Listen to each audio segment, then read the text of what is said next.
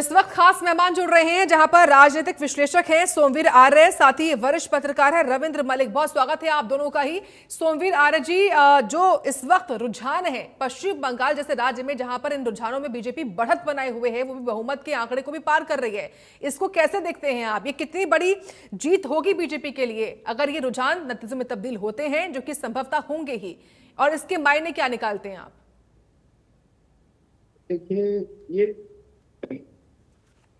अगर हम बंगाल में बीजेपी का आगमन हो रहा है तो पहले तो फर्स्ट ऑफ ऑल तो मैं ये कहना चाहता हूँ कि इलेक्शन तो जीते जाते हैं जनता के वोटों से, और जनता वोट दे रही है तो वो जीत रहे हैं। पर उसके साथ साथ परिस्थितियां, उस टाइम का परसेप्शन, ये चीजें सारी होती है। तो अगर आप पूछो कि इलेक्शन क्यों जीतते हैं या जीत रहे हैं, क्यों रुझान अच्छे आ रहे हैं बीजेपी के बंगाल में, तो उसमें दो चीजें मैं रखना चाहूंगा। एक तो सबसे बड़ा जो फैक्टर है वो है फेयर और इलेक्शन। फेयर इलेक्शन, बिना भय के कोई इलेक्शन। सब लोगों ने, सारी जनता ने, जितने भी वोटर थे उन्होंने एसआईआर के बाद रिफाइंड हो गए, जितने भी वोट डाले डाले वो उन लोगों ने बिना भय के घर से लोग निकले। पहले यही होता था यहाँ पे कि पहले यही होता था कि वो लोग भय के बार वजह से वोट नहीं डालते। पहले तो वो दो टीएमसी का, तो पहले वो कम्युनिस्ट के होते थे, फिर वो टीएमसी में कन्वर्ट हो गए, जो भी सरकार आई वो लोग बाहर बैठ जाते थे। पहली बात तो घर से निकलते थे, उनके वोट पड़ जाते। दूसरा, अगर कोई बार निकल भी गया और अपोजिट पार्टी को वोट डाल भी दिया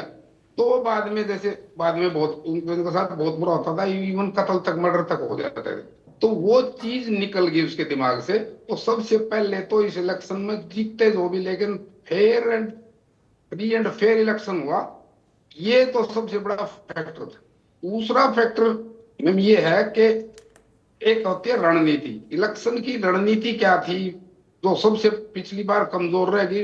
पिछली बार भी अच्छी खासा परसेंटेज वोट बढ़ा था बीजेपी का, लेकिन पिछली बार कमी क्या रही कि एक परसेप्शन हो गया कि इलेक्शन से पहले और इलेक्शन के बाद भी उन्होंने उनके वर्कर्स को लवारी छोड़ दिया।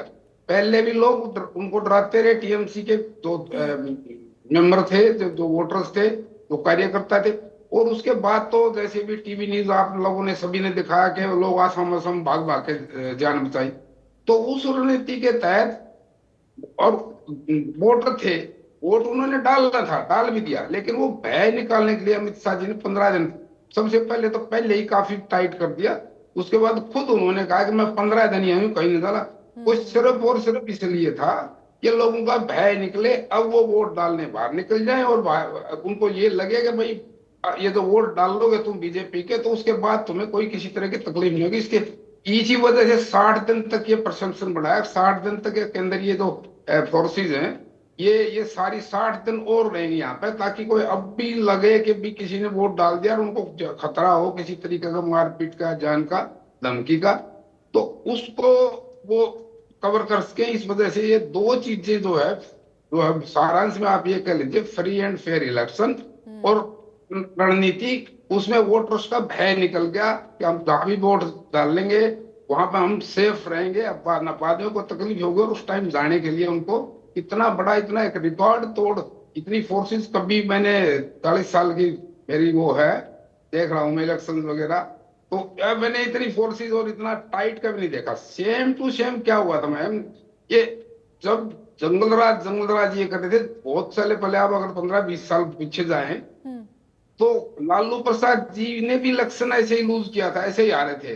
लालू प्रसाद जी भी पहले बूथ कैप्चरिंग करना, ये आपने इलेक्शन में वोट ना डालना, दूसरे के वोट डलवा देना, ये इस तरह की चीजें बहुत होती थी। एग्जाम्पल है हमारे पास, बहुत एग्जाम्पल। एक बार एक उसमें पूरे इलेक्शन में शाही डाल दी थी, वोट अपोजिट थे उनके। तो जब 15 साल पहले जब गए, ये उससे 15 साल पहले जब लालू जी की हार हुई, वो सिर्फ इस वजह से मिस्टर विश्वास थे, उन्होंने फ्री एंड फेयर इलेक्शन करवाया था। तो उस वजह से लालू जी आ रहे थे। ये जंगल राज वाली जो चल रहा है, तो वोट जब डालती है पब्लिक तो उसमें उनके फेवर में था, और इस बार माहौल उनका बना हुआ था। तो इस तरह कुछ एंटी इनकम्बेंसी भी होती है। कोई भी सरकार हो, 15 साल से ममता जी वहां मुख्यमंत्री थी, सारी सरकार उनके मुख्यमंत्री थे, लेकिन फिर भी बीजेपी उनको ये करने में सक्सेस हुई कि ये भ्रष्ट लोग हैं, ये काम नहीं करते, ये महीना आते हैं, इस तरह की चीजें जो थी, नारी शक्ति की जो नहीं सुरक्षा नहीं दे पा रहे, तो इस तरह की चीजें परसेप्शन बन गया और बड़ी अच्छी जीत है ये कह लीजिए। लोग तो कांटे की टक्कर बता रहे थे हर एक उसमें, बट ये तो कांटे की टक्कर कहाँ हुई, ये तो 200 के करीब हो गया। हेलो, आपकी आवाज आ रही है? आ रही है? हाँ जी। जी। ठीक है। तो वो जी जी जी। हाँ, रविंद्र जी, आप कितना सहमत है सोमवीर जी की बात से, और आपका क्या परसेप्शन है जो इस वक्त रुझान सामने आ रहे हैं उन पर? देखिए, साक्षी, मैं आपको बताऊं, जो फिलहाल तक जो 5 राज्यों में जो फिलहाल अब तक जो रुझान आया है, उसमें पश्चिम बंगाल, इसमें भाजपा की सरकार निष्पक्ष रूप से कहें कि एक तरह से सामने आ रही है। और ये कहें भाजपा के लिए एक बड़ा जश्न का मौका है, क्योंकि पिछले, आप देखें, जब से राज्य अस्तित्व में आया है 1950 से लेकर अब तक, यहाँ भाजपा का कोई जनाधार एक तरह से नहीं था। हालांकि पिछली बार 77 सीटें जीत कर भाजपा एक तरह से अपना जो कैडर उसको बढ़ाने में सफल रही, लेकिन अब की बार जो जिस तरह से पार्टी एक तरफा 2/3 बहुमत करीब, जैसा कि यहाँ बंगाल में एक रहा है ट्रेंड भी, जो सत्तारूढ़ पार्टी है उसका 2/3 बहुमत रहा है, ऐसा ही बहुमत अब की बार आता नजर आ रहा है। इसके अलावा देखिए, आसाम में पार्टी लगातार तीसरी दफा सरकार बनाती नजर आ रही है। और इसके अलावा जैसा कि पहले ही जो एग्जिट पोल में बताया गया था, जो पुडुचेरी है, यूटी है, वहां भी भाजपा की सरकार आती दिख रही है। अब दूसरी तरफ देखिए, जो 2 राज्य हैं, तमिलनाडु और केरला, ये जो तमिलनाडु का जो मामला है पूरा, ये कांग्रेस के लिए किसी झटके से कम नहीं है। हालांकि ये उचित रहा कि काफी हद तक कांग्रेस के लिए कि जो जो टीवी के पार्टी है, जो एक तरह 100 से ज्यादा सीटों पर आगे नजर आ रही है, वो कांग्रेस की तरफ उसने हाथ बढ़ाया है और कहा कि वो उनको साझेदार के रूप में ले सकती है। और एक बड़ा कांग्रेस के लिए राहत वाला पहलू रहा कि केरल में पार्टी अपने दम पर एक तरफा सरकार बनाती दिख रही है। तो इस लिहाज से अब 5 जो चुनावी जो राज्य हैं, इनमें भाजपा 3 पर और कांग्रेस एक राज्य में पूरी तरह से और एक में गठबंधन में आ सकती है। अब देखिए, जो पंजाब का जो चुनाव है, सबसे अहम भाजपा के लिए इसलिए है कि आज तक भाजपा कभी भी ममता दीदी का, माफ कीजिए, इनका तिलिस्म नहीं तोड़ पाई थी।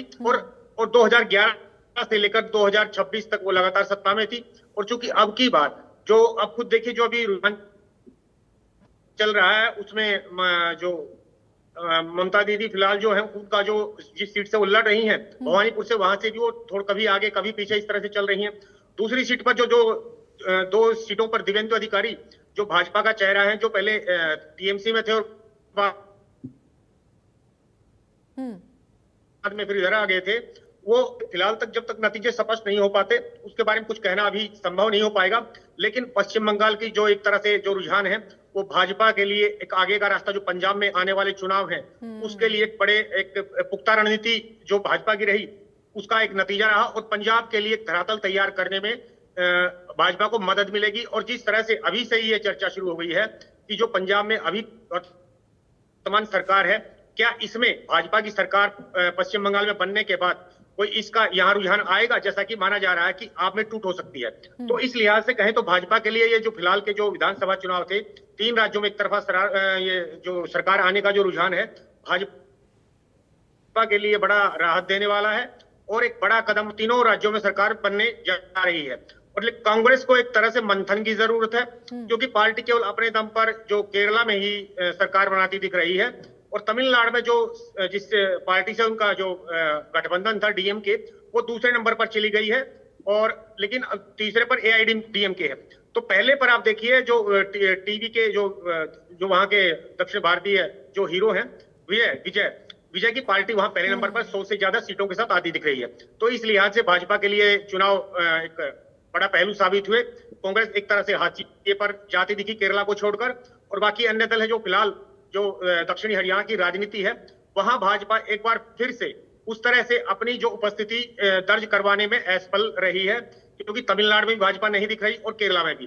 तो ये जो नतीजे आपके सामने हैं, साउथ जो इंडिया, इसको छोड़ दें तो भाजपा 3 राज्यों में फिलहाल मजबूती में नजर आ रही है। एक राज्य में कांग्रेस है और बाकी एक में जो अन्य है। जी ठीक है, क्योंकि देखिए रविंद्र जी, आपने खास तौर से बात करी है अलग अलग राज्यों की भी। अगर मैं बात करूं केरल को लेकर ही, तो यहाँ पर वामपंथी और जो लेफ्ट है उनकी सरकार आती जाती रही है। लेकिन बीजेपी को जो इस वक्त रुझान में 2 सीटें मिल रही हैं, क्या उम्मीद बीजेपी के लिए ना के बराबर ही रहे भविष्य में भी, या पहले जो हुआ है यहाँ पर ऐसा प्रदर्शन क्यों रहता है बीजेपी का? रविंद्र जी, केरला की बात करें ना। जी जी जी, देखिए, जो केरला में जो कांग्रेस के नेतृत्व वाला गठबंधन है, जो देखिए केरला का जो पूरा मामला है, भाजपा वहां कई कारणों के कारण, केरला ही क्या पूरा जो दक्षिणी भारत है वहां कई कारण है कि भाजपा अपने संगठन को फिलहाल तक इतना मजबूत नहीं कर पाई। देखिए उसमें राजनीतिक, भौगोलिक और जैसे एक भाषा का कारण है। जो भाजपा के ऊपर एक ठप्पा है कि ये नॉर्थ भारतीयों की पार्टी है और हिंदी समर्थक है, तो भाषा को लेकर बड़ा मामला रहा है। और दूसरा देखिए जो एक बार सिलेबस को लेकर भी कुछ कंटेंट हटाने को लेकर मैटर हुआ था, उसमें भी भाजपा को विरोध का सामना करना पड़ता था। और इसके अलावा जो कांग्रेस है, कांग्रेस की वहां से पैठ रही है एक तरह से भाजपा की तुलना में। भाजपा हालांकि लगातार कोशिश कर रही है, उसका वोट कैडर थोड़ा बहुत बड़ा है, लेकिन उस तरह की मजबूती अभी तक दिखाने में भाजपा उतनी सफल नहीं रही है। क्योंकि अब जिस तरह से पश्चिम बंगाल का जो एक तरह से उन्होंने इतने लंबे समय बाद, यानी कि शुरू से ही जहां वो कुछ नहीं कर पाए थे अब तक, सरकार बनाने की स्थिति में नजर आ रहे हैं। ऐसा ही माना जा रहा है कि पार्टी आगे जिन राज्यों में पार्टी की स्थिति फिलहाल कमजोर है, वहां पर पार्टी नई और पुख्ता रणनीति के साथ उतरेगी, जैसा कि आपने केरल का ही कहा। तो उम्मीद की जा रही है, हालांकि फिलहाल तो उस स्थिति में नहीं है, क्योंकि अभी सरकार बनेगी तो 4-5 साल का समय होगा। तो उस लिहाज से माना जा सकता है कि पहले फोकस जो है पंजाब पर रहेगा, और उसके बाद जहां पर पार्टी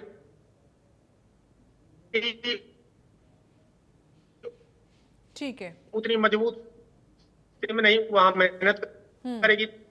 क्योंकि अब देखिए फिलहाल तक देश में जो रुझान जो अगर सही साबित,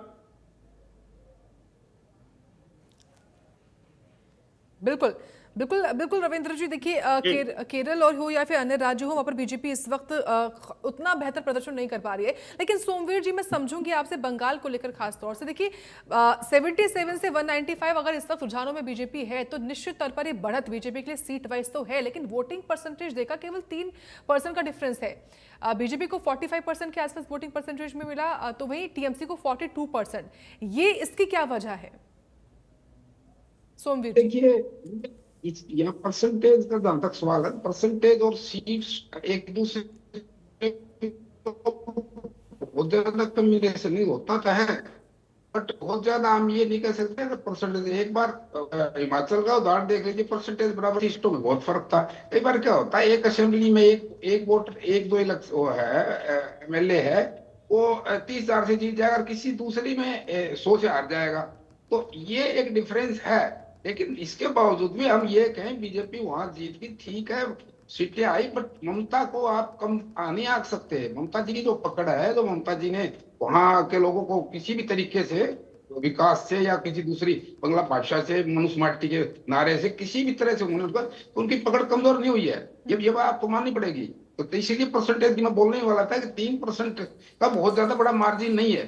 तो ये है, तो ये सीटों का कैलकुलेशन कुछ ऐसा है। देखिए भाजपा जो है, ये इसका एक काम करने का बड़ा तरीका है, वो ये जो आप परसेंटेज वाली बात समझ आ जाएगी। उसमें क्या करते हैं, ये पिछली बार इलेक्शन हुआ, उसमें देखते हैं 1000 वोटों से कौन सी हमारी सीट लूज हुई थी, उसके बाद देखते हैं 3 से कौन सी लूज हुई थी, उसके बाद देखते हैं 5 से। इस तरह से वो चेक करते हैं उनको। तो जो कम, तो बिल्कुल नजदीक सीटें थी उसमें बहुत ज्यादा वो मेहनत करते हैं, उसके बाद इस तरह करते जाते हैं। तो वो जो 1000 वोटों से, तो 2000 वाली उसको एक ही 2000 वोट लेने, 1000 वोट से हार गए थे, हारे थे तो 1000 वोट 2000 आ गए, उस सीट तो उसकी 2000 में पक्की हो गई, परसेंटेज कम बढ़ी। इसका ये फार्मूला है। क्योंकि ये जो कई बार क्या होता है, बहुत ज्यादा, जैसे इसमें अगर हम वैसे देखें तो जो मुसलमान बाहुल्य एरिया है उसमें इनका कैंडिडेट, जो टीएमसी का कैंडिडेट देखना आप 30,000 से जीतता मिलेगा, 40,000 से। और इनके जो कैंडिडेट हैं, ये कोई 2000, कोई 5000, कोई 3000। तो इस तरह से परसेंटेज का मापते हैं, इसमें मापा जाता है। और दूसरा मैंने बताया आपको, ममता जी को कमजोर नहीं है उनका, ठीक है कैंटीन कैंपेसी थी, ये अच्छा इलेक्शन का कैंपेन करके उधर से ओवैसी जी ने भी कुछ नुकसान किया है। फिर इनका हुमायूं कबीर ने भी रिसेंटली, वो एमएलए वहां का लोकल है। ओवैसी जी तो फिर भी बाहर से आते हैं, उनको तो कह देते थे बाहर से आए, बट हुमायूं कबीर का तो ने भी नुकसान किया, चाहे वो थोड़ा सा ही किया हो। लेकिन पहले था ना कि शायद बीजेपी हुमायूं कबीर के सामने उम्मीदवार नहीं उतारेगी, लेकिन ऐसा हुआ नहीं। वो तो नहीं हुआ खैर ऐसा, बट वो बनी, वो वीडियो आ गया, उसको सर्वविदित होगा, वीडियो आ गया। उसके बाद जो है उसने कभी ने उससे मुंह मोड़ लिया है, उसकी ने भी गठबंधन तोड़ दिया, ठीक है ना। तो किसी ने भी गठबंधन तोड़ दिया। और उधर से पब्लिक भी होगी तो वो डिमोरलाइज होगा उससे। नहीं तो मैं बताऊं आपको, मैं ऐसे तो कोई भविष्यवाणी नहीं करता, लेकिन अगर हुमायूं कबीर का और ओवैसी जी का अगर गठबंधन होता तो ममता जी के परसेंटेज वोट और कम हो जाते, क्योंकि वो एक बहुत अच्छा मुस्लिम का कॉम्बिनेशन बन जाता। कि वो कह रहे थे हम सारी उम्र क्यों आपकी दरी बिछाएं, क्यों हम रूलर बनेंगे। तो वो चीजें काम कर रही थी, लेकिन वो एंड टाइम पे एक वीडियो आया, उससे बीजेपी वाले भी पीछे हटके। बीजेपी वाले भी उसी में यही था, भाई बीजेपी मेरे को फाइनेंस करे, यानी हम तो बीजेपी का ही हूँ। वो वीडियो वायरल हो गया, तो उस वजह से बीजेपी ने भी हाथ खींच लिया अपना, और ओवैसी जी ने भी हाथ खींच लिया। ओवैसी जी ने कंसिडर किया, सोचा कि अगर ये चीजें आ जाती हैं तो फिर पब्लिक में ये जाएगा कि हम तो बीजेपी के साथ फायदे के लिए दे रहे। जो लोगों का परसेप्शन है, लोग बड़ा अफवाह करते रहते, विपक्षी वाला आर्गूमेंट है ये वोट तोड़ने के लिए मुसलमान से, क्योंकि उन्होंने वोट बीजेपी बहुत कम देते हैं, इस करके ये परसेप्शन बना देते हैं कि ये ओवैसी जो है वो बीजेपी के हैं और वही फाइनेंस करते हैं, वही परसेप्शन का खेल रहा है सारा, ये कहना चाह रहे हैं। ठीक है, क्योंकि अब यहाँ पे मुझे थोड़ा वाइंड अप करना पड़ेगा। सोमवीर मलिक जी, साथी रविंद्र मलिक जी, बहुत धन्यवाद आपका, आप दोनों ने कीमती वक्त अपना दिया है। फिलहाल वक्त यहाँ पर छोटे से ब्रेक का हुआ है, मेगा कवरेज लेकिन लगातार जारी है। बने रहे इंडिया न्यूज के साथ। दीदी टाटा गुड बाय। राहे गुलशन तो फूल खिलेंगे, और जो फूल खिलेंगे और रहा तृणमूल तो फिर मिलेंगे। अस्सलाम वालेकुम यारी।